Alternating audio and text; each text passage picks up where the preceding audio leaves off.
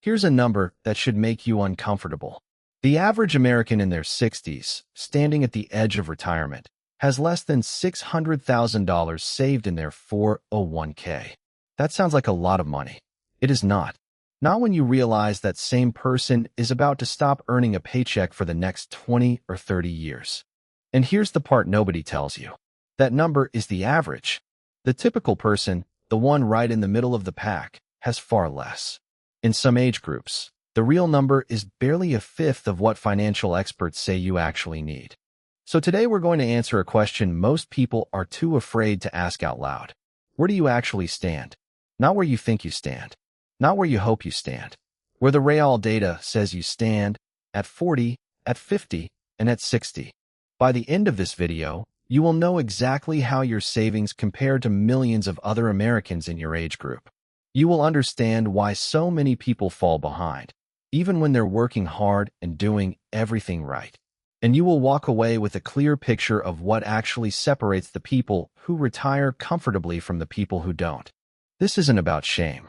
It's about clarity, because you cannot fix a problem you refuse to look at. Let's start with the number that catches most people off guard. Section 1. Age 40, the first reality check. Turning 40 feels like a milestone. Career is established. Maybe a mortgage is in the picture. Kids, if there are any, are old enough that the sleepless nights are behind you. It's supposed to be the decade where things stabilize. Financially, 40 is also the age where retirement stops being a distant idea and starts becoming math. According to major providers like Vanguard and Fidelity, the picture at this age is split in a way that's honestly a little jarring. The average 401k balance for people in their 40s lands somewhere in the low to mid six figures. But the median balance, the number that represents the actual typical saver, is dramatically lower, often less than half of that average. Why the huge gap? This is where things get interesting. Averages get pulled upward by a small group of high earners and aggressive savers who have been maxing out their contributions for 2 decades. Meanwhile, most people are nowhere close to that. A handful of people with 7-figure balances can make an entire generation look like it's doing better than it actually is. Fidelity has a rule of thumb that financial planners love to cite. By age 40, you should have roughly 3 times your annual salary saved for retirement. If you earn $80,000 a year, that means you should be sitting on around $240,000. Here's the hidden truth. Most Americans in their 40s are not hitting that target. Not even close. Student loan debt that's stretched into their 30s, the 2 recessions many of them lived through as young adults, and the slow wage growth of the past 2 decades all combined to push millions of people behind schedule before they even had a real chance to catch up. Take a common example.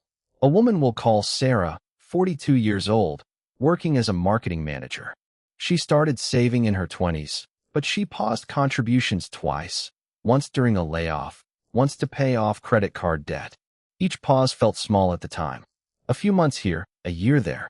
But those gaps meant she missed out on both her own contributions and the employer match tied to them. More importantly, she missed out on compound growth during those years, growth that can never be recovered because time only moves in one direction. That's the real lesson of your 40s. It's not about the dollar amount you have today. It's about the pauses. Every year you stop contributing isn't just a year of lost savings. It's a year of lost compounding. And compounding is the one force in personal finance that rewards patience more than income. But here's some good news buried in this data. 40 is still early enough to course correct.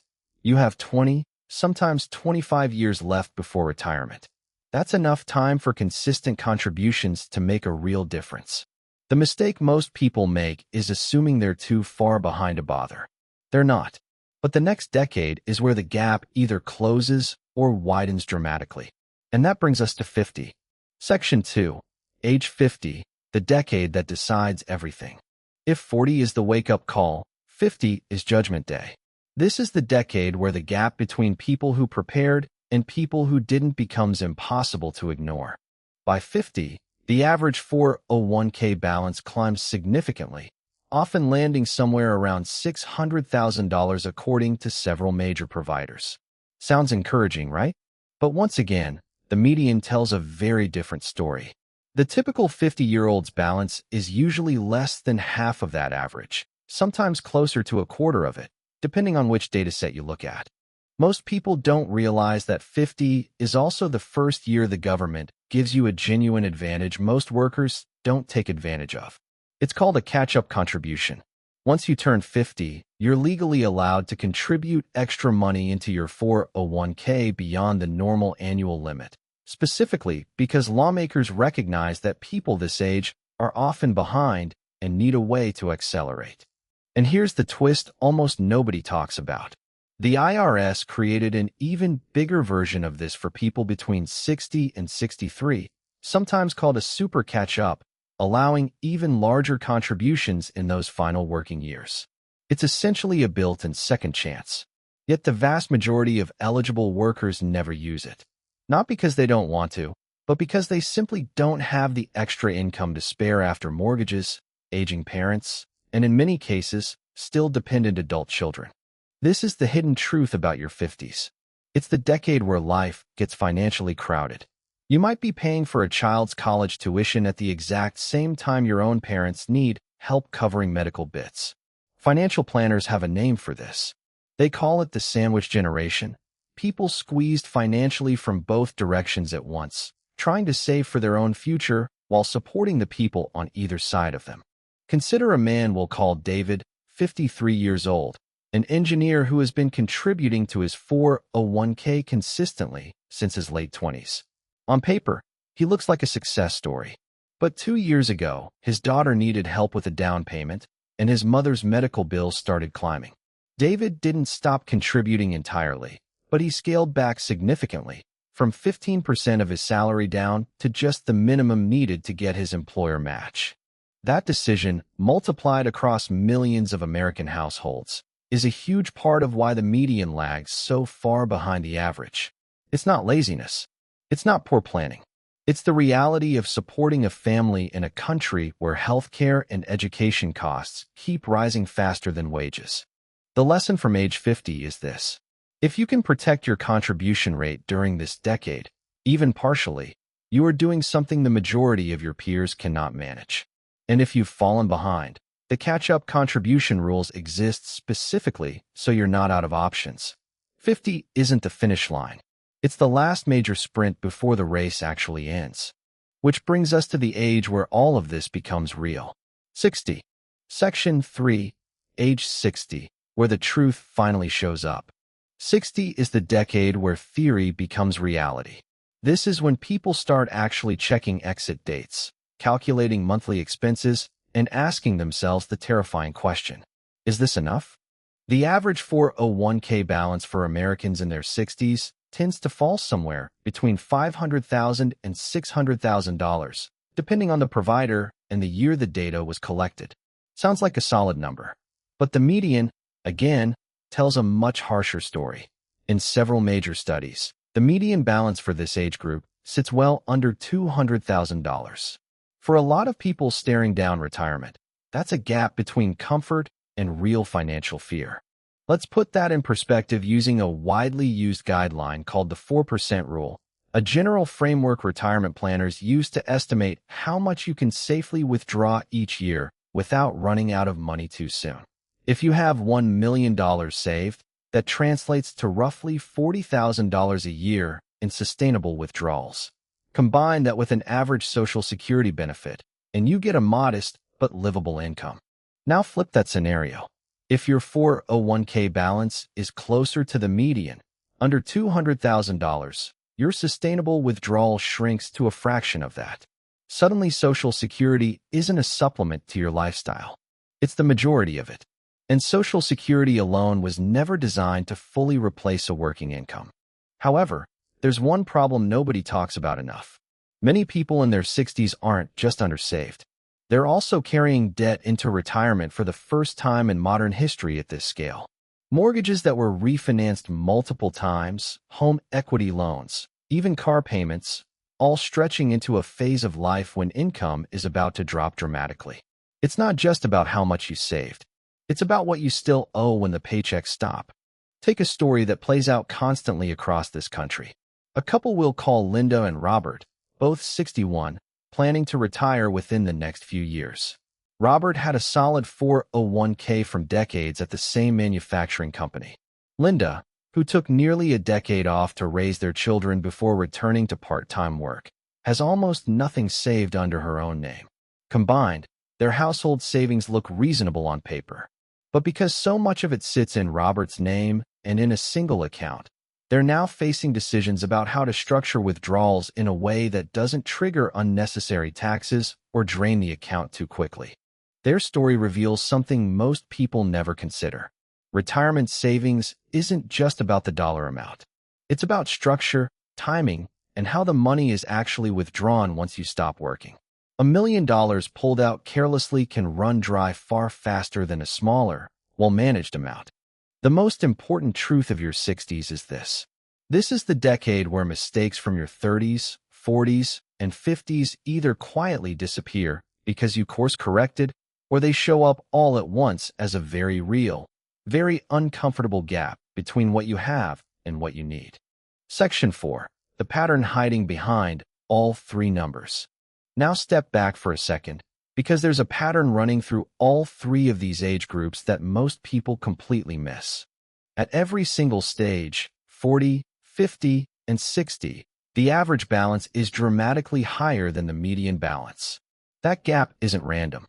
It's the fingerprint of a system where a relatively small percentage of consistent, high-income savers pull the numbers up for everyone else, while the majority of Americans quietly fall further and further behind. Most people don't realize this distinction exists, and it matters enormously. If you compare yourself only to the average, you'll almost always feel behind, because the average is skewed by outliers. But if you compare yourself to the median, the number representing the actual typical American, the picture becomes far more useful and often far more sobering. Here's the biggest mistake people make when they see these statistics for the first time. They either panic and assume it's too late to fix anything, or they get falsely comforted because their balance happens to sit above the median, forgetting that the median itself is still far below what most experts consider a safe retirement target. Neither reaction is useful. What actually matters is your personal trajectory. Are you contributing more this year than last year? Are you capturing your full employer match?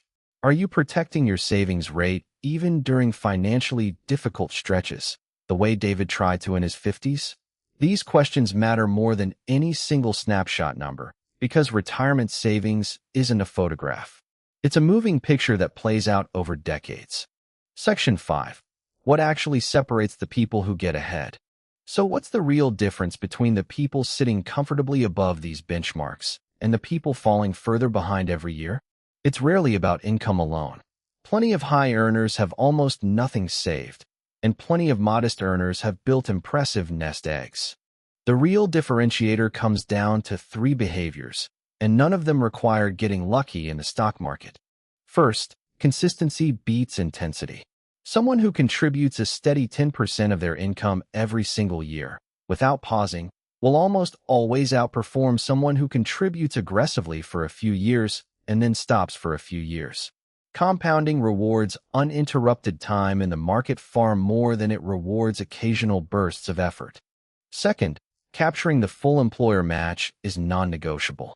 If your employer matches contributions up to a certain percentage and you're not contributing enough to get the full match, you are turning down free money, literally leaving part of your compensation on the table. It sounds obvious when stated plainly, yet a significant portion of workers still don't capture their full match, often because they don't fully understand how it works.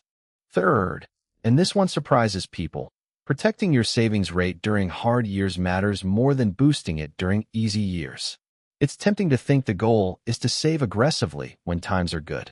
But the real damage to most people's retirement happens during the tough stretches, job loss, medical bills, family emergencies, when contributions get paused entirely instead of simply reduced. Even cutting back to 5% instead of stopping completely preserves the habit and keeps compounding working in the background. None of this requires predicting the stock market or picking winning investments. It requires something far less glamorous but far more reliable. Discipline that survives contact with real life. Section 6. The ending nobody expects. Here's the promise we made at the beginning of this video. We told you the ending would reveal something important, and here it is. The scariest part of these statistics isn't the size of the gap between the average and the median. It's how early that gap begins to form. The data consistently shows that the biggest difference between people who retire comfortably and people who don't isn't decided in their 50s or 60s. It's decided in the decisions made in their 20s and 30s, the years when contributions felt small and retirement felt impossibly far away. But here's the part that should give you hope instead of dread. Every single age group we covered today, 40, 50, and 60, still has meaningful ways to improve their position. 40-year-olds have decades of compounding still ahead of them. 50-year-olds have catch-up contributions specifically designed to help them close the gap. And even 60-year-olds have options, whether that's working a few extra years, adjusting withdrawal strategies, or restructuring how a household's savings are held. The single biggest lesson from everything we just walked through is this. Stop comparing yourself to the average and start comparing yourself to where you were last year. Retirement savings isn't a test you either pass or fail at one specific age. It's a habit you either maintain or abandon year after year, decade after decade. The people who end up comfortable at 60 aren't the ones who never struggled. They're the ones who kept showing up, kept contributing something, even when life made it difficult, and let time do the rest of the work. Wherever you stand right now, 40, 50, 60, or years away from any of these milestones, the only number that actually matters going forward is this one: what you're going to contribute next month. If this video gave you a clearer picture of where you stand, subscribe for more videos about money, investing, and building wealth.